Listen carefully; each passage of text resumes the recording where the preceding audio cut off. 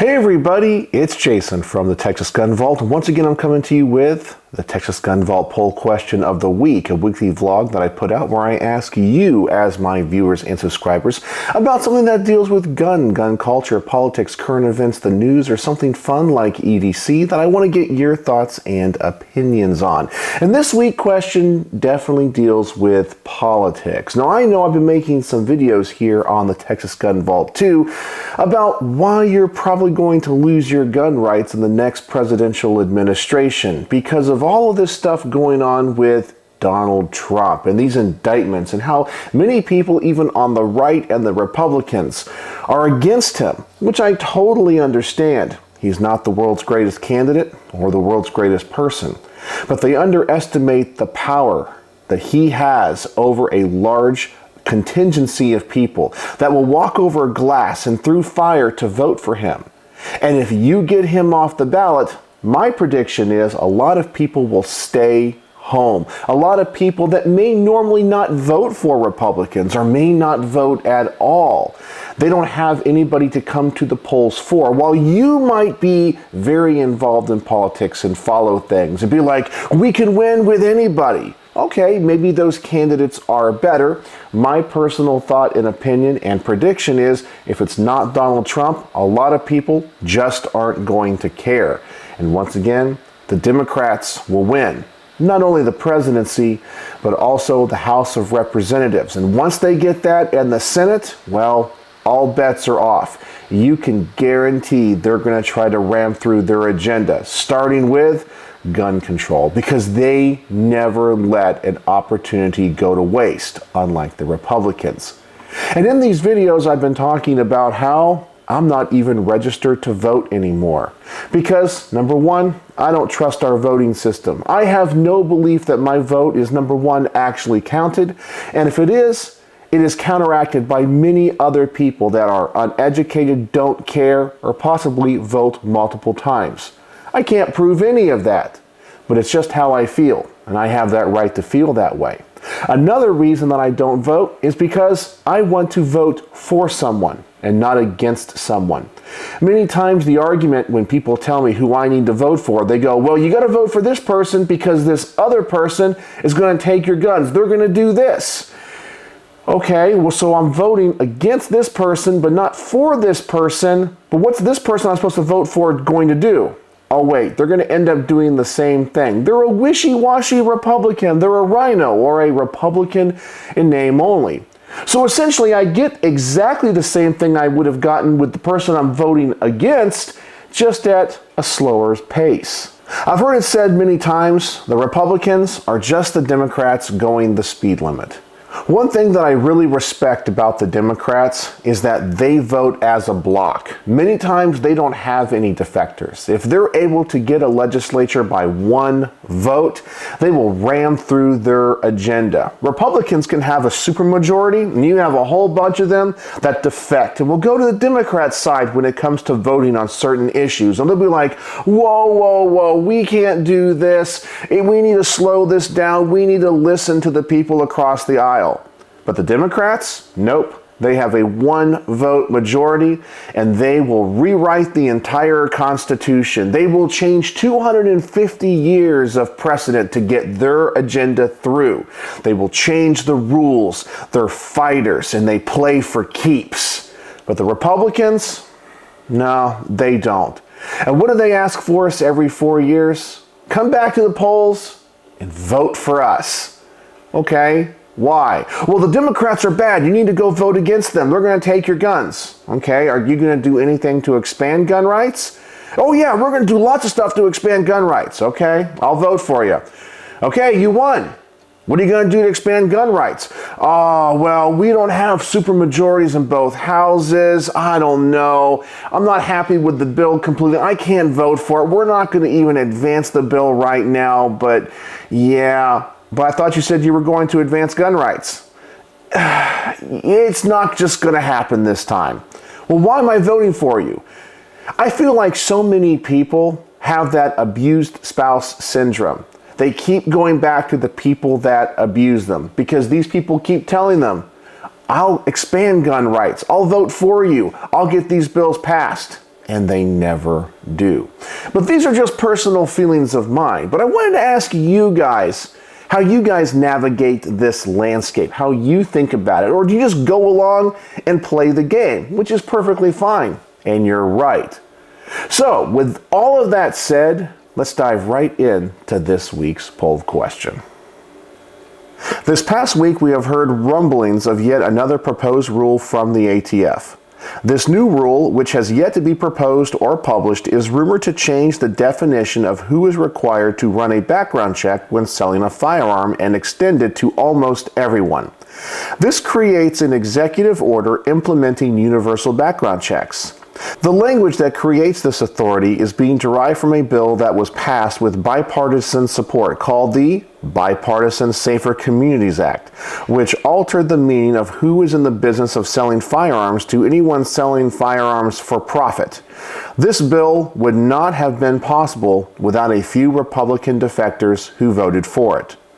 Does this make you more or less likely to continue to support Republicans, even though they claim they are the party that supports the Second Amendment? And this is the way many of these gun laws are passed. Something tragic happens. We can all imagine what those events are, as we've all seen them in the media. And of course, emotions are high. And I've always warned you guys when it comes to gun laws and how to feel about these proposed rules. Don't use your emotions, use your brains. But most people live in an emotional world. It's how they perceive the world. And something must be done. We have to do something in that moment. It doesn't matter if that law that's being proposed is actually going to be effectual. Is it going to change anything? It doesn't matter. We did something. And then later, we reap those consequences of going through an emotional process instead of a thoughtful one. And then all of a sudden, things creep up. People that are truly nefarious and are really playing 4D chess begin to implement their plan. I know that when they passed the Safer Communities Act, or the Bipartisan Safer Communities Act, the people that wrote it knew exactly what they were doing and used the emotions of the moment and weak-kneed Republicans to get it passed. And then waited a little bit, and now we have a new definition of who is in the business of selling firearms. Because this bill changes it to if you're making a profit. So if you bought a gun 40 years ago, let's say a Colt 1911, well, that gun, due to inflation, is worth more today. Well, if you sell that gun in a private sale, guess what? You made a profit. And now you're in the business of selling firearms. And you're required to have an FFL, which of course you don't have. So now the ATF can come after you and say, you sold a firearm for profit, and arrest you. That's the idea of it all, right? Universal background check. So now everybody will be in fear.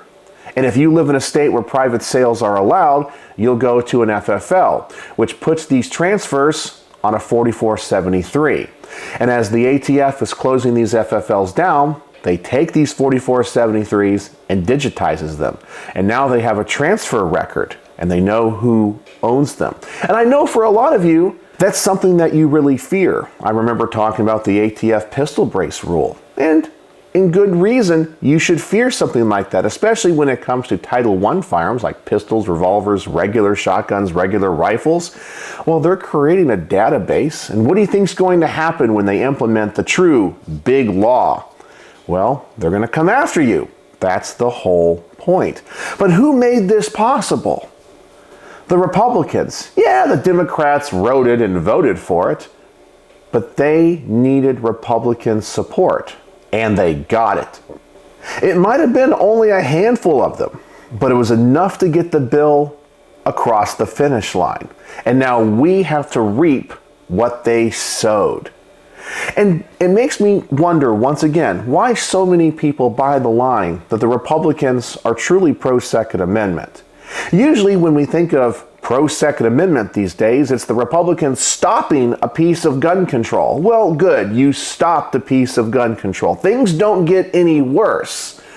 But when are they going to get better? When is Congress going to propose the repealing of ineffectual gun laws, things that don't work? Well, they don't. Why don't they propose taking SBRs off the NFA? They're not really used in crime. No, we're not going to do that. Even the low-hanging fruit of pro-gun things, let's just say like national reciprocity, well, they can't get it done. They refuse to get it done. They won't even call votes on it. But guess what they're going to come to you every election season with? I have an A rating from the NRA or the GOA or whatever. Vote for me. Well, that doesn't mean anything anymore. I'm of the belief that it's either time to take a poop or get off the toilet. And many of these politicians have been on the toilet for 30, 40 years, and they're not doing anything. So, that's how I feel about this, but let's see what you guys had to say with this week's results. With 125 votes this week, we have more likely the Republicans are working across the aisle, 3%. Neutral, I will still vote Republican, 43%. Neutral, I will still vote Democrat, 4%. Less likely, they are sellouts. I vote third party or not at all, 38%. And something else, explain in the comments, 11%. I have to say, I am a little bit disappointed with my viewers on this one. Because they're neutral, they're still going to vote Republican. And as Einstein once said, insanity is doing the same thing over and over again, but expecting a different result. Now, I'm not coming to you today with some type of solution. I'm not telling you who to vote for or say this particular political party is the answer and you need to support them. Personally, I have faith in none of them. I think we have to change the culture of politics. We have to change the philosophy of what it's like to be a candidate or what your goal is as a government official. Not just become a member of a party and follow some platform. We need to elect citizens who understand the Constitution and maybe aren't even a member of a political party because they're going to do what the state's unified behind, the Constitution, the rule of law, and not worry about pushing some type of agenda, or at least do what they say they're going to do. You know, we are fine supporting underdogs, and if somebody tries and loses, we can still like them and still support them. But one of the things I don't like about the Republicans and why I no longer vote, and if I did vote, I wouldn't vote for Republicans, is they don't even try. They'll tell us, once again, they're going to pass pro-gun legislation, but they don't even let it come to the floor for a vote. It's okay if you lose the vote. At least you tried. You got people on record voting one way or another. And sometimes all you have to do is try. If every Congress you propose some type of sweeping pro-gun legislation and it gets voted down and fails, well, that's okay. Eventually, that ball might move down the court a little bit and one day we'll have the votes. But if you don't try, it will never happen. So, let's go through each one of these and I'll give you guys my personal thoughts and opinions. First off, we have more likely. I, like Republicans, are working across the aisle, and I totally get it. There is this political philosophy, and everyone feels all good inside. Yay, they're going along to get along. Can't we all just get along and make friends? And for me, the answer typically is no, especially when it comes to the modern Democrat Party. There are so many things about them where they want to revolutionize our society that there is no compromise with them. The people that run the Democrat Party think the Second Amendment should be repealed and you shouldn't be allowed to own guns. Look at the way that the Democrats run the big cities: San Francisco, Los Angeles, New York, Chicago. These places are falling apart. Homelessness is rampant. Drug use in the street, defecation in the street. And they won't do anything about it. How do you compromise with people that think this is okay? There is no compromise in my personal opinion, but I understand people always want to feel like they're above the fray, they're above the argument. I vote and get along with everyone. Well, good for you. You're playing right into their hands. And when you vote with them and work with them, you're helping American citizens lose their rights. Then we have neutral. I will still vote Republican. And these are the people that I personally think have that abused spouse syndrome. They'll always go back to them. And they'll always tell me, if you don't vote for them, the Democrats are going to get in. And look what they're going to do. Okay? But you're going to get it anyway, just at a slower pace. The Republicans are eventually going to vote for what they want in some type of committee hearing or if some tragedy happens. Or look at the modern Republican Party. They're what the Democrats were 20 years ago. You still get the Democrat agenda. So why not just rip off the Band-Aid then? And either not vote or vote for the Democrat. Maybe if society eventually does fall apart, people will eventually wake up. The Republicans that are the establishment and hold power will no longer be in power. And then finally we can get fresh faces in there that are actually going to fight for us and do something. Then we have neutral. I will still vote Democrat. And I wanted to make sure that people who watch my channel that are not of the Republican persuasion or the Libertarian persuasion had something to vote for. Because I do know there are Democrat gun owners out there. There are Democrats who follow my channel, which is perfectly fine. We're allowed to personally disagree. And I do know that there are some older Democrats who still believe that the Democrat Party is the Democrat Party of the 1960s or the 1970s. Not the Democratic Party of today. And so they still vote because they don't like the idea, let's just say, of all the social engineering of the Republicans, all the moral stuff. They're like, well, I like gay marriage or what have you. And the Republicans are very staunchly against it. And so maybe they're a single issue voter on something else besides guns. And they're still going to vote Democrat. And that's okay. But I wanted to give them the opportunity to have something to vote for in this poll. But I would never do it. Then we have less likely they are sellouts, I vote third party, or not at all. And obviously, this is the one that I would have voted for. I tell you guys all the time, I'm no longer registered to vote. I made sure my name got off the voter rolls after the 2020 election. And I know many of you guys right now are typing in the comment section saying, if you don't vote, you don't have the right to talk about politics or have any opinion on this. That's not what the Constitution says. You have the right to do many things in the Constitution that you may choose not to do. Personally, I think that I'm voting. When I only have an option between a Democrat and a Republican, well, you're saying to me, you need to vote for either the person that's going to kill you with a chainsaw or the person that's going to kill you with a knife. Well, I mean, obviously the chainsaw is a little bit more gruesome and bad, but I end up in the same place either way. That's not a choice. They're both evil, they're both corrupt, and they're both going to sell me out, and they're both going to hurt me. This isn't a vote. This isn't a choice. So why do I participate in this system where I am being played and I am being used? And then whichever candidate wins, and let's say it's the person that I voted for, they're like, I have a mandate. The people voted for me. That means they believe in everything I said. Nope. I vote for people now. And there's nobody to vote for because nobody stands up for what I personally believe. And I actually think that in the end, this is what's going to be the destruction of the Republican Party, which can be good because finally we're going to get these establishment people out of the way and hopefully get fresh new faces in there.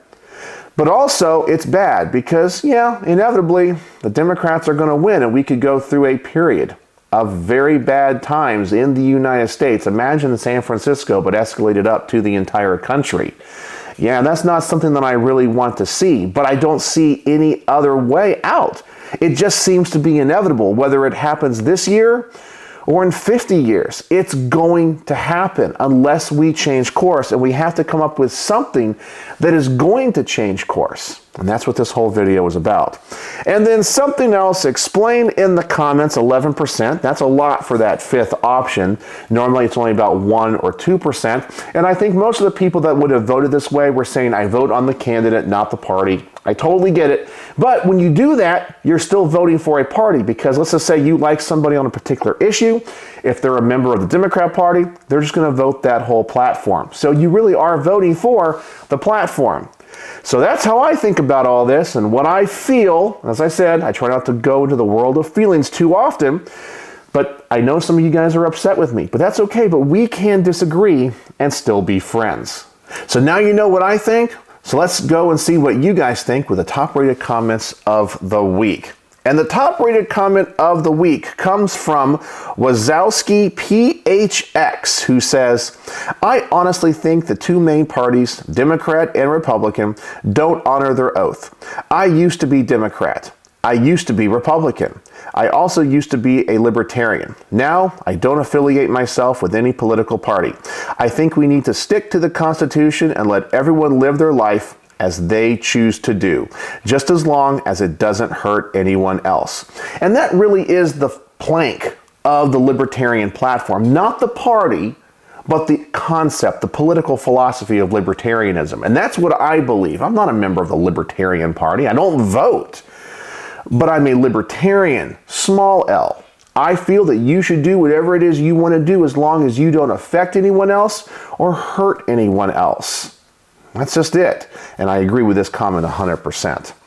Then we have Master Failure. I don't vote based on the 2A anymore. Neither respects it. The courts used to uphold it, but that is fading. I vote based on other qualities now, mostly on who will stop trying to rule over me and will instead free me to make my own bad decisions.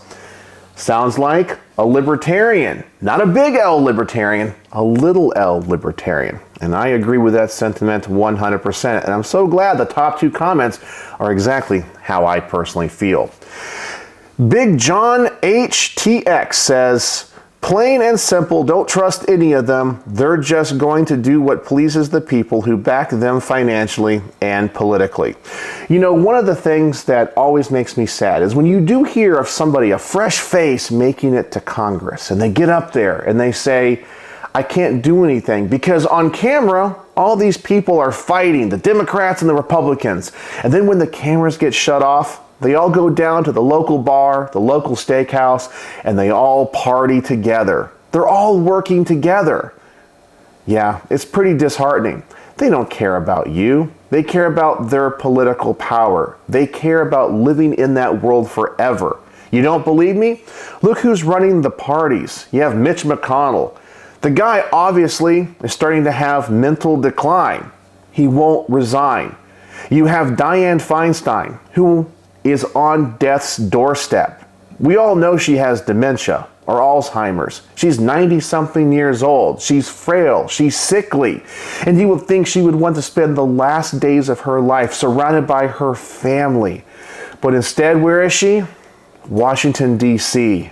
She can't let go of that power. It's like the One Ring from Lord of the Rings.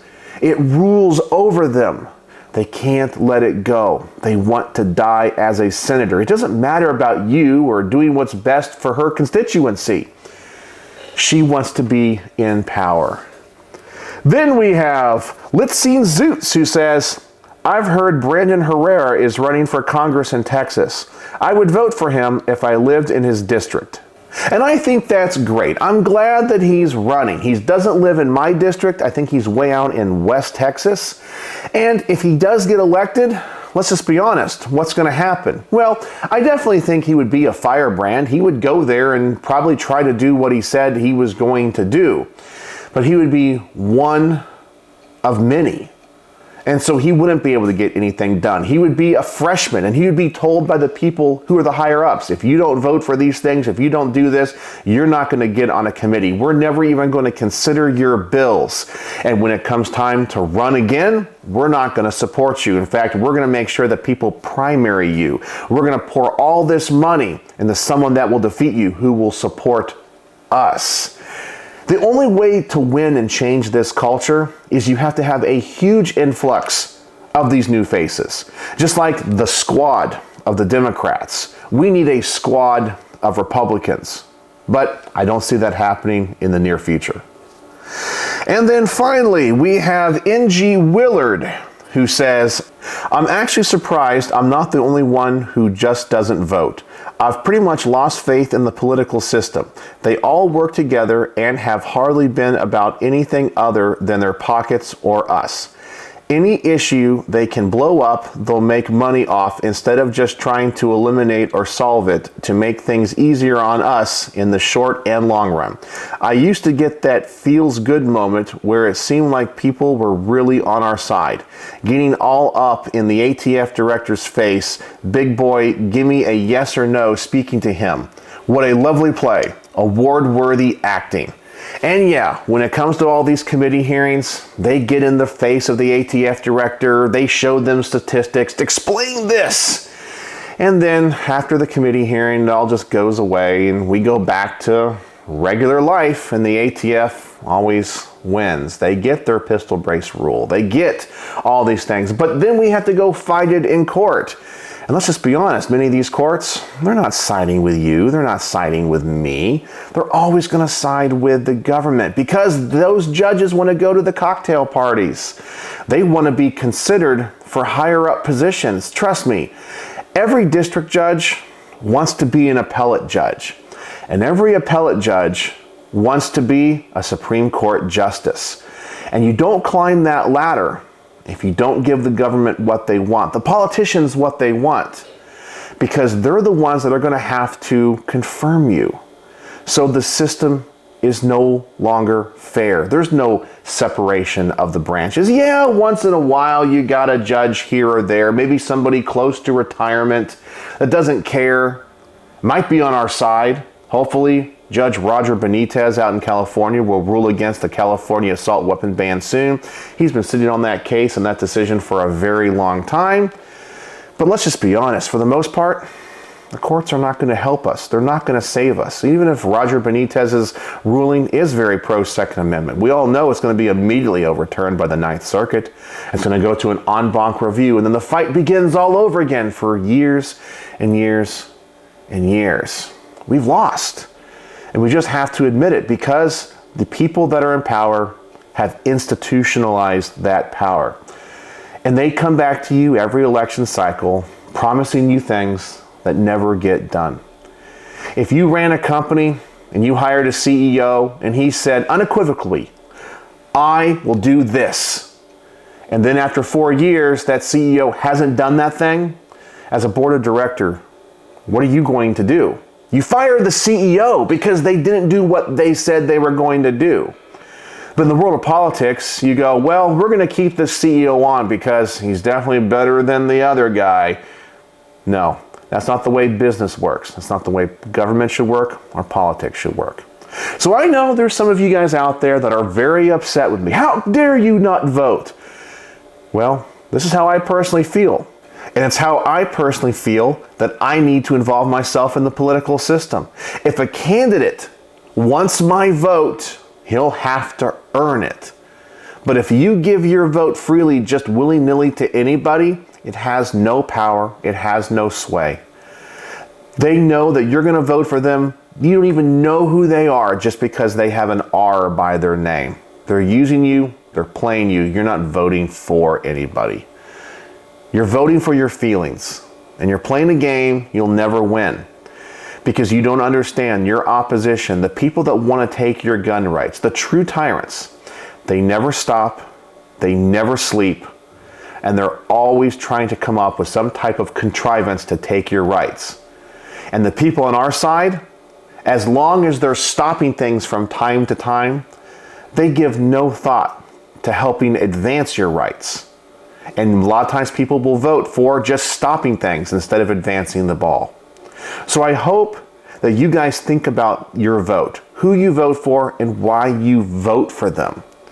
Just don't go into the ballot box and vote for somebody because of what political affiliation they are. Make sure that they earn your vote. and that is the Texas Gun Vault Poll Question of the Week. If you would like to participate in next week's poll, please go to the community tab of my YouTube channel. I will post the next week's poll there. Please go over there, vote, comment, and like other people's comments so we can get the top rated comments of the week. So, I hope you guys still like me and my channel. Remember, it's okay if we disagree. We can still be friends and have a very constructive dialogue. So, as always, thanks for watching.